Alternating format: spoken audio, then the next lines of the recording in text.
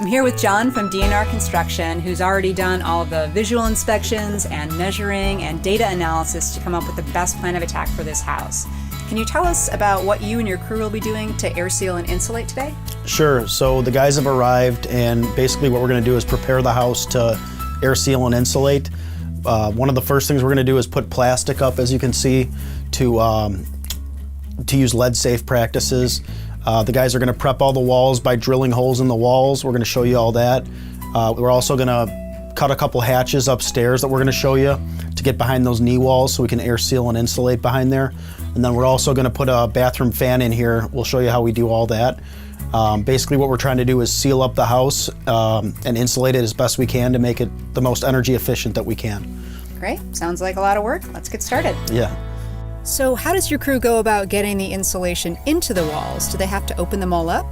So for different walls, you're going to use different materials. In this case, we have a plaster wall with brick on the exterior. So there's a 1-inch gap between the brick and the wall cavity. So we want to fill that cavity. So what we're doing is drilling holes every 2 feet. There's a hose connected to the drills. It's a vacuum that sucks up all the dust. Now that we have the holes, we're going to be able to inject a liquid foam in there, and that's going to basically fill the gap between the wall cavity and the brick. This way, instead of having to replace all of the plaster or put drywall up, you just have to patch these little holes. Yep, when we're done putting the foam in there, we'll patch it up, and then all the homeowner's going to have to do is repaint. Great. And what's our next step? Next, let's go look upstairs and see what the crew's doing up there. So now we're looking at the knee walls, and this part of the house is an area where they're not going to want to heat or air conditioned. Exactly. This is an unconditioned space behind the knee walls in the attic. And what the guys are doing is blocking so that no heat gets into these areas, because what happens in these older homes is you're losing a lot of heat to these outer areas. So my guys are sealing off these areas to disconnect them from the house as much as possible.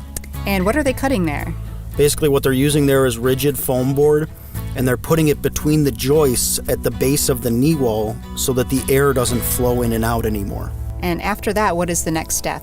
Next, when they're behind there, they're going to seal around any penetrations with spray foam to stop any heat from getting up through electrical penetrations or plumbing or any wall cavities that might be open.